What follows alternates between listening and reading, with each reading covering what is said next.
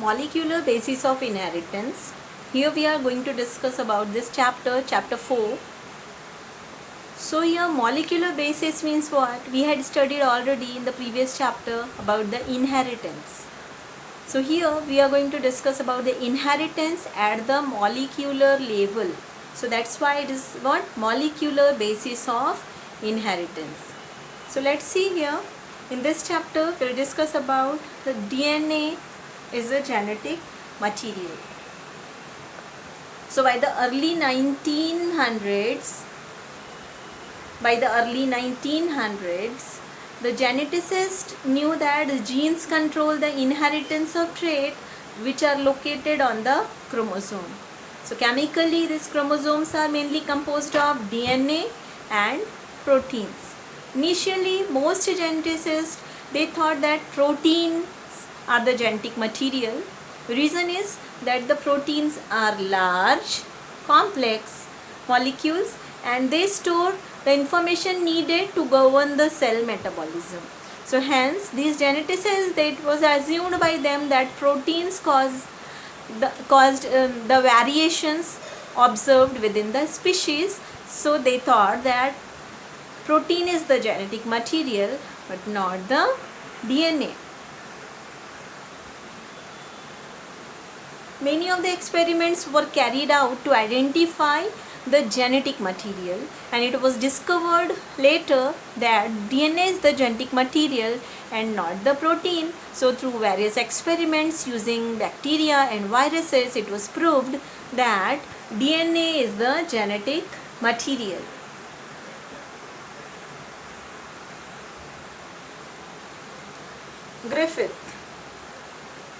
Frederick Griffith,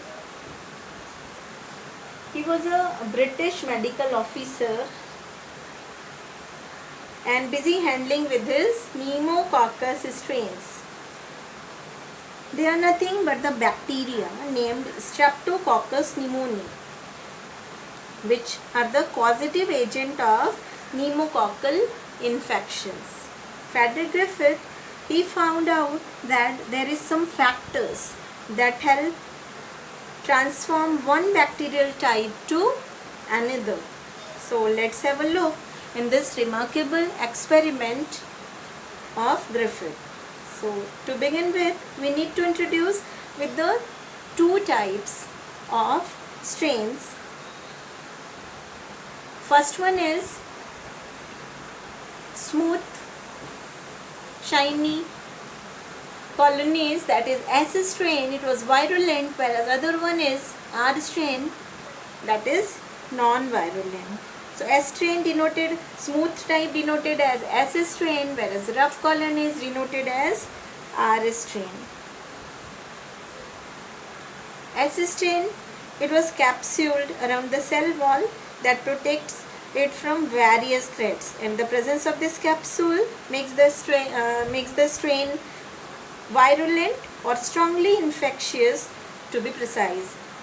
Now if you see the rough strain, the absence here in rough strain, absence of the smooth coat, that makes the strain avirulent or non-infectious, to be precise. Now you may ask that why R strain is avirulent or non-virulent? So it is due to the absence of capsule, which makes it susceptible to immune system of the host body.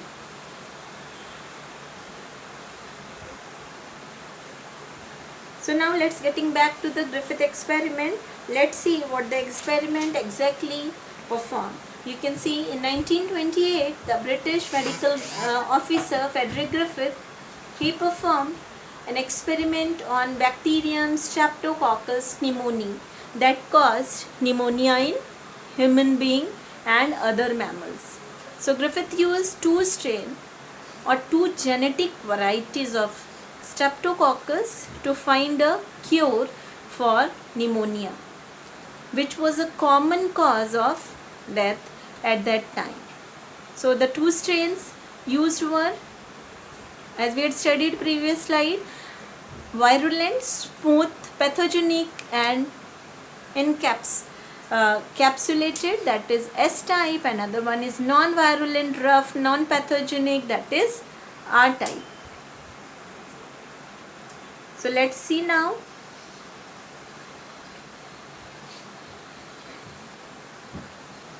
So what he did, so he first injected the mouse with R strain of Streptococcus pneumoniae, and what he had seen, mice survived.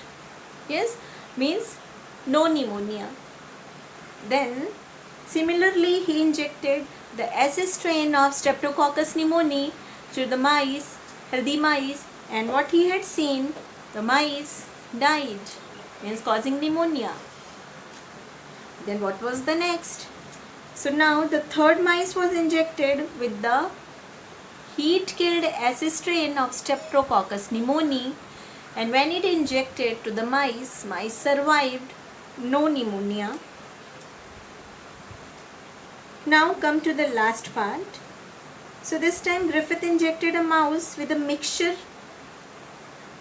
of heat-killed S strain and R strain of Streptococcus pneumoniae. That's right. Now what do you think, that could it happen? Most of us could expect that here mice could survive. But here why mice could survive? Because here both the strains are ineffective and avirulent in this experiment. But here in this case you can see mice died, causing with pneumonia. So why did this happen? And what did you think, that what Griffith concluded with this? So he concluded that this is something from S strain. There is something from S strain that was passed to the R strain, resulting it to turn virulent. So also, do you know what he recovered from the body of the mice? What he had done, when the mice died, he had taken the blood sample of the mice, and then he recovered live S strain from the mice body. S strain. It is very much surprising, isn't it? Now this further confirmed that R strain was transformed into virulent, as R strain is avirulent. So R strain is transformed into S strain, which is virulent, so it causing pneumonia. So he named the transforming factor as the transforming principle.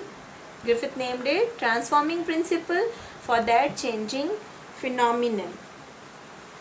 Even he didn't really know what exactly this was, and hence he named it the transforming principle.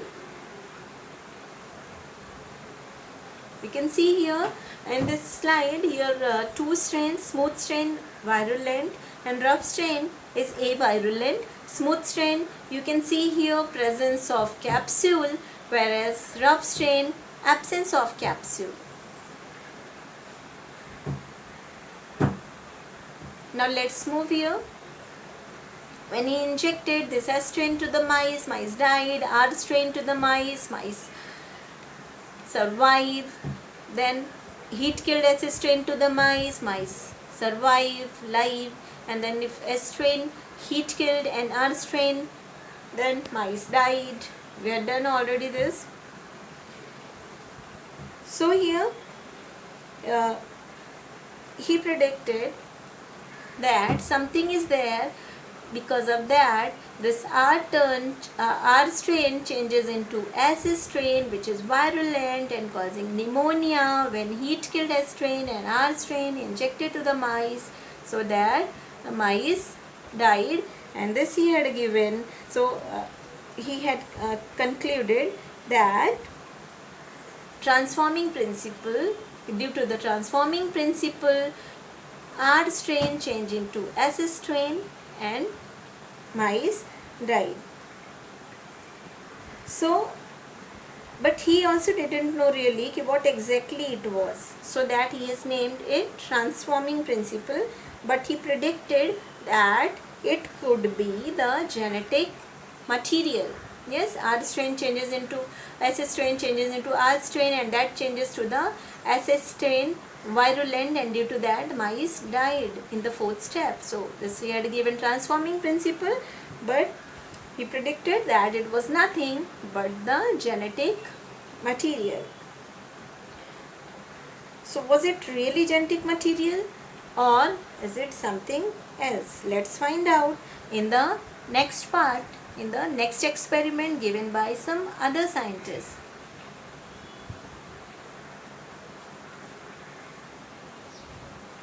So here if we'll see Griff's conclusion. So R strain bacteria has been transformed by the S strain, and the R strain inherited some transforming principle which made them virulent. So transforming principle as the genetic material. So after the Griffith conclusion, as he concluded his experiment on bacteria named Streptococcus pneumoniae, the scientist world was now more curious to know more about the transforming principle. Okay, so finding the answer was not easy. So it was almost 2 decades later. You can see in this slide, as Griffith, he had given his experiment in the year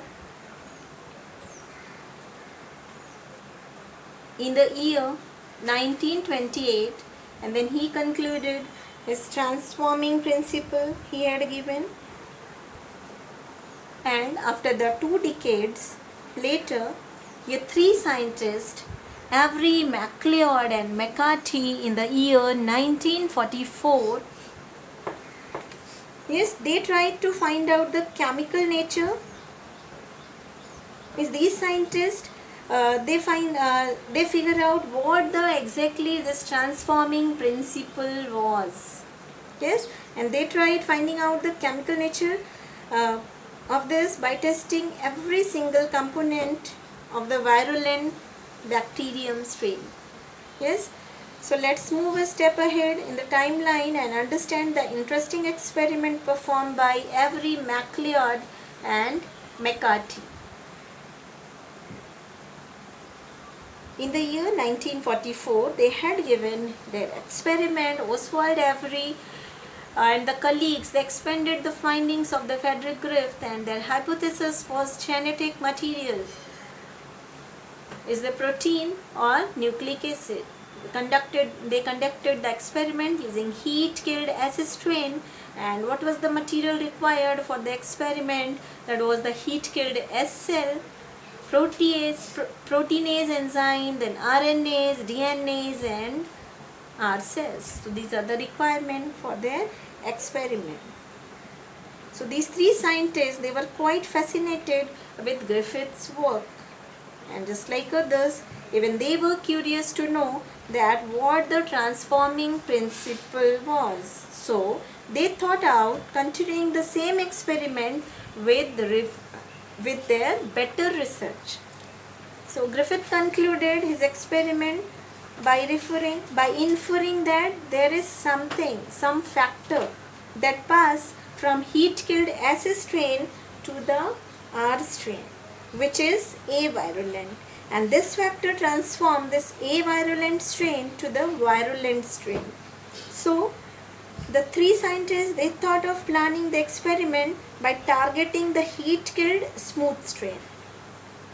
So yes, smooth strain cells had various chemical components in them. Yes. So what they did, these scientists mixed each and every single chemical component individually with the rough strain. So what we can see here, what they had seen here, these 3 scientists, first evidence to prove the DNA is the genetic material. This is transforming principle. Through the experiment, they purified DNA, RNA, proteins and other materials from the cell-free extract of S cell or S strain and mixed it with heat-killed S strain and R cells, and separately to confirm which one could transform living R cell to S cell. So only DNA was able to transform harmless strain R into deadly S strain. Yes, so they mixed each and every component. They mixed the proteins or RNAs or DNAs or other chemicals, yes, with the rough strain and injected to the healthy mice. So these all they had removed, and then it added with the R strain, and then they injected this to the healthy mice. You can see first, second and third component when mixed with R strain and injected to the healthy mice, mice live, mice was live. But as the last strain, that is D, when they injected to the healthy mice, the mice survived, mice died. Yes, because it indicates here something, this factor, this is the transforming principle which convert this R strain into S strain, and that's why this become virulent then, and due to that the mice died. So similarly they mixed all the components individually with the rough strain, yes, with the rough strain, and injected the mixture in different mice, and they found at the end, what they found at the end was that only one of these components among all was effective in transforming the rough strain. Yes, so it was the case in which the mice died. Last case you can see the conclusion was that the component D that transformed the R strain. So what they did, what the scientists they did, they isolated that component from the heat killed strain and tested it further. So on chemical analysis they could figure out that the molecules has the chemical composition, this D molecule has the chemical composition similar to that of DNA molecule, that is deoxyribonucleic acid. So deoxyribonucleic acid, as we know, it is the abbreviation form of DNA, and that time DNA was not known by DNA as DNA. It was not known, but it was not, and as it was not given much importance also that time, no one could assume that it could be such a vital part of the cell. So this experiment was a huge breakup through the genetics, and many of the tests were carried out to investigate this, and the chemical composition of this transforming principle was found. It had components in the ratio D, this D chemical, it had the components in the ratio that were found in the DNA molecules also. So to further understand its nature, component D was tested using the chemical breakdown of the constituent. For example, here certain enzymes were used. Yes, they discovered here certain enzymes like proteases. These enzymes are what? Digestive enzymes. Yes, these enzymes are digestive enzymes. Protease, RNAs, DNAs, these are the digestive enzymes. So protease can digest the protein, RNAs digest RNA, RNA digestive enzymes, DNA digestive enzymes. So they discovered here different enzymes which are the digestive enzymes. Yes, protease degrade proteins. Use such a chemical help us to identify the constituent in the given sample, as they will degrade specific molecules only. So in this case, the chemicals used to degrade DNA, yes, degrade DNA used along with others, and it was found that the chemicals successfully broke down the molecules, and it implied that the molecules were that of DNA. So this they had done their experiment in the test tube. Yes, you can see in the slide. So what they had done, heat killed S type they had taken in the test tube and separated the protein, RNA and DNA from that, and then they added this with the R cell and then seen where S cell appears.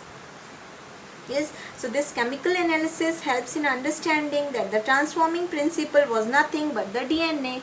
You can see in the first one, here in the first slide, added proteinase. Proteinase added means it digested protein. Protein digested, no protein here. So in this, the first tube, only DNA and RNA is present. So as DNA is present, R cell converted into S cell. So S cell appear here. Yes, so here next test tube what they did, added RNAs. So if added RNAs means it digests the RNA. So no RNA here, only protein and DNA. So that as DNA is present, again S cell appear. In the third test tube you can see added DNase enzyme. As DNase enzyme added, so this enzyme digests the DNA. So no DNA present here. If no DNA present here and if it is added to the R cell, then here no S cell appear as DNA is absent. So जहाँ पे DNA absent है वहाँ पर no S cell appears, whereas wherever DNA is present S cell appear means DNA is the transforming agent or transforming principle. Yes, so this chemical analysis helps in understanding that the transforming principle was nothing else but DNA, and this was easily accepted as a fact. Now, a few years later, another experiment helped to confirm the fact that the DNA, which is transforming principle. Okay, with the other experiment, we'll see the DNA is the transforming principle. So, this is about we can see the conclusion of Avery McLeod and McCarthy experiment concluded that the transforming substance was not protein and RNA, and digestion with DNAs did inhibit transformation, suggested that DNA caused transformation, and they concluded that DNA is a hereditary material. Yes, so along the way Griffith discovered the process of transformation, and several other geneticians they work on several research, and then the discovery of DNA as the genetic material. So transformation required DNA, not the protein, not the RNA. Therefore DNA is the genetic material. Now a few years later, another experiment helped to confirm the fact that DNA is the transforming principle. Let's find out more about the experiment in this part. Here you can see in the timeline of history in the genetics, after the Avery McLeod and McCarthy they had done the nature of transforming principle in 1944. After that in 1952 Hershey and Chase they had given their experiment as DNA as a genetic material. Now let's move here. So did you know the Hershey and Chase experiment? So here their experiment is one of the most remarkable work in the field of genetics. What was the experiment about?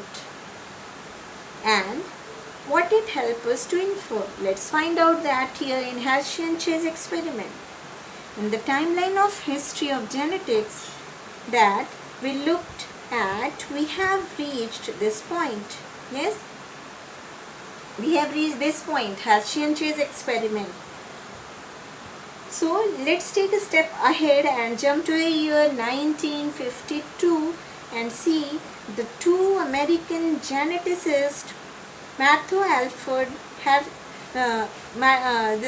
Chase and Alfred Hershey. So Hershey and Chase they carried out a very simple experiment that helped to figure out that whether DNA really a transforming principle or not. So their experiment was quite simple. Yes, they took an effort to find out the genetic material, and their experiment was on bacteriophage. Yes, and for their experiment they simply required the culture medium and the two different radioactive isotopes and mixture blends and a bacterial strain. Yes, they had used this bacteriophage and the bacterial strain. So let's find out how the experiment was formed.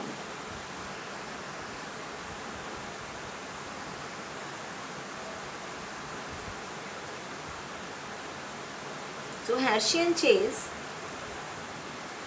they worked on bacteriophage and which are composed of DNA and protein. They used radioactive phosphorus P32 in the medium for some viruses and radioactive sulfur S35 for some others. Now DNA contain only phosphorus, not the sulfur. Yes, whereas protein contains sulfur and not the phosphorus. So your bacteriophage is composed of protein coat and DNA core. Yes. So as we know, here the phase means what? Bacteriophage is what? Nothing, but it is the virus that infect the bacterium. Yes. So bacteriophage usually infect the host bacterium by inserting their genetic material into them. Yes. And they make the copies of themselves using the replication machinery of the host bacterium. So very interesting thing here in the body of the bacteriophage, that is made up of very simple two components, that is outer, you can see here, outer protein coat and inner genetic material. Yes. So this is the structure of bacteriophage, that is the virus that infect the bacteria. Now let's come back to the Hershey and Chase experiment. The main thing of their experiment was to find out what exactly is the genetic material. Since the bacteriophage contains only proteins and DNA, it's easier to find out which component gets into the host bacterium. Yes, so they simply used radio-labeled markers, yes, to identify the different strain. Two markers, P32 and P32 and S35. Yes, these markers to identify different strain. So if the bacterial cell have the radioactively marked protein in the end, and then it's the protein which are the genetic material.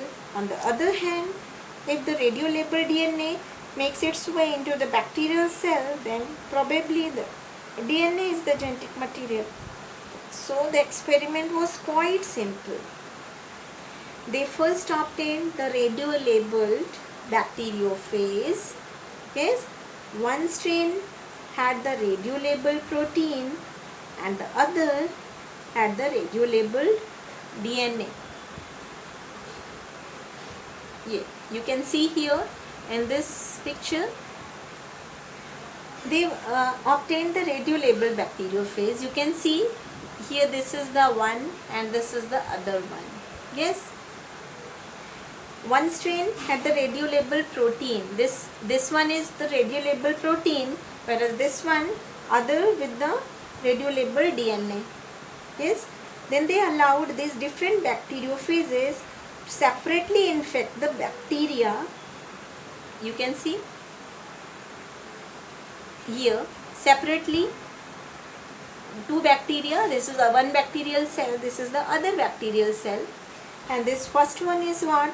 Radio-labeled protein. This is what? Radio-labeled protein bacteriophage, and this is radio-labeled DNA bacteriophage. Yes. So here they allowed these two different bacteriophages separately infect the bacteria. Okay, separately infect the bacteria, and at the end they analyzed the bacteria to find out which radio-labeled component had made its way into it. Yes, but how did they obtain this? Radio-labeled protein and DNA.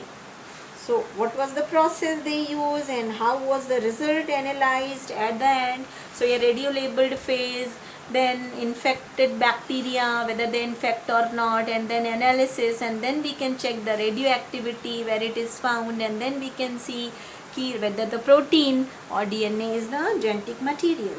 Yes. So here Hershey and Chase, they used here bacteriophage. So which are the viruses that infect the bacteria? Okay. So we know that their body are made up of protein and DNA.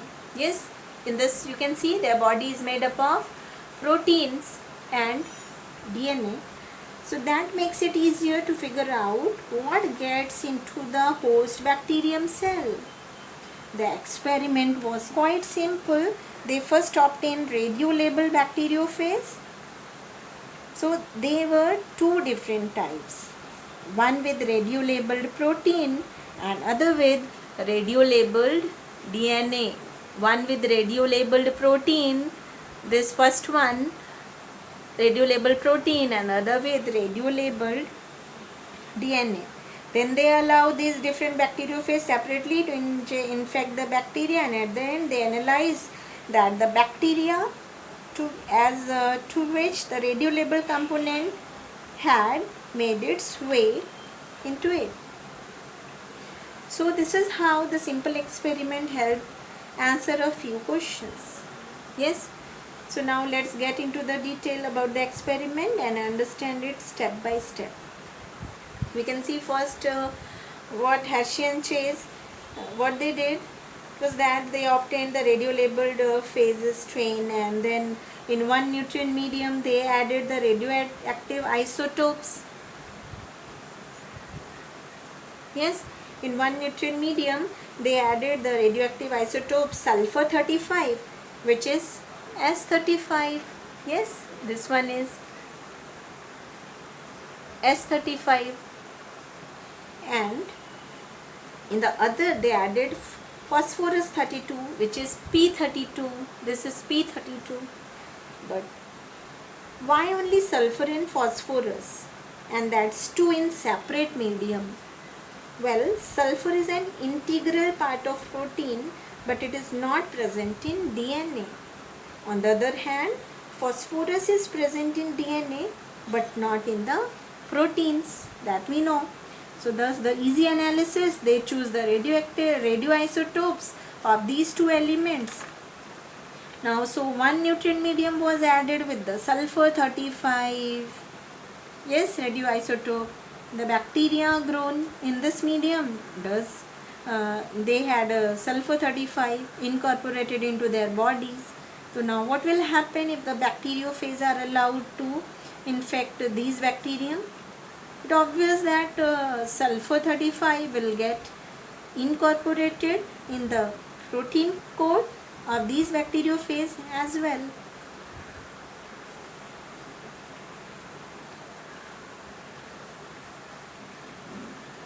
Yes, because these are derived from the body of the host bacterium.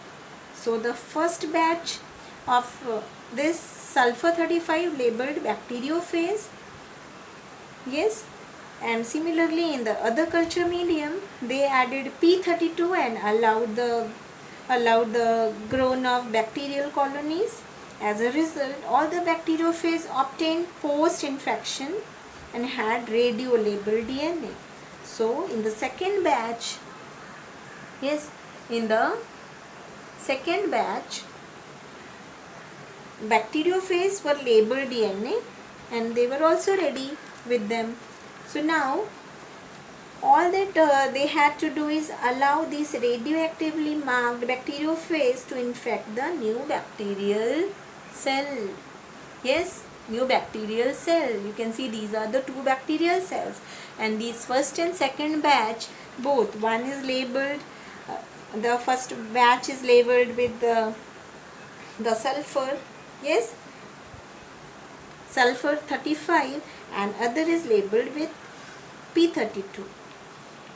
Now we can see here, now all they had to do is allow these radioactively marked bacteriophage to infect the new bacterial cell, and these host cell will be the one harboring the new phase generation, which will help to analyze what has passed on the line. So they infected the bacterial cell with two batches separately. We can see here two separate experiments in the screen. After several hours of infection, the culture were agitated. Yes, agitated in mixture blender. ये हो गया. After that, it was agitated. Suppose you can see here two mediums, radioactive phosphorus medium and radioactive sulfur medium. Yes, DNA labeled with radioactive phosphorus, here protein labeled with the radioactive sulfur. Yes, so here this way bacterium were grown in two different mediums, and then you can see the infection and then separation and then the detection. Yes, so that they infected the bacterial cell if in the two batches, and after the several hours what was seen there. So here after the centrifugation and all these all just such process, after doing this infection, it was seen that it was checked that the radioactivity in both the batches it is seen, and what was the what it concluded and what was the result. So on analyzing the first sample, they found that radioactivity was present in supernatant. Yes, supernatant. What is supernatant here? See, after the centrifugation in a test tube, yes, this is the test tube. Yes, centrifugation machine में centrifuge if you do, so like this way at very high speed, this gets the mixture will get separated. Yes, and it is after the separation, after the centrifugation, it gets separated into two parts. Here lower part, the solid part will come down, and the lighter part will be, heavy part will be settled down, that is called as pellet, and the liquid part will be at the upper level, that is called as supernatant. Yes, so it was after the analysis of this, it was found that the radioactivity was present in the supernatant. Yes, when the viral protein labeled with the radioactive sulfur. And in the second batch, you can see in the second batch, it was found that the radioactivity was found in the pellet. What did this mean? It means that DNA is the genetic material and not the protein, because the pellet in this batch, pellet in the first batch, if you see, doesn't show any presence of radioactivity. First batch mein this sulfur radioactivity is found where in the supernatant region, ऊपर वाले region में मिल रहा है, whereas in the second down batch you can see radioactivity is seen in pellet region. Radioactivity is seen in this down pellet region. So here radioactivity is seen in the second batch, whereas in first batch radioactivity is seen in supernatant region. Okay. So instead the pellet of the second batch shows the radioactivity of P34. क्या वहाँ पे present है? P34. Thus it was confirmed that it was DNA, which is the genetic material. Yes, and not the protein. So this way here we can say, in other words, sometimes infection radioactivity for phosphorus or sulfur was tested, and only radioactive P was found inside the bacterial body cell. Okay, so this indicates bacteria के body का देखो, if two cells are there, two cells, yes, this is the one, yes, this is the one cell of bacterium, the other cell. So inside the bacterium body, yes, inside the cell bacterium body, DNA was found, not the protein. Protein was at the outer surface. Yes, so it indicates that DNA is the genetic material and not the protein.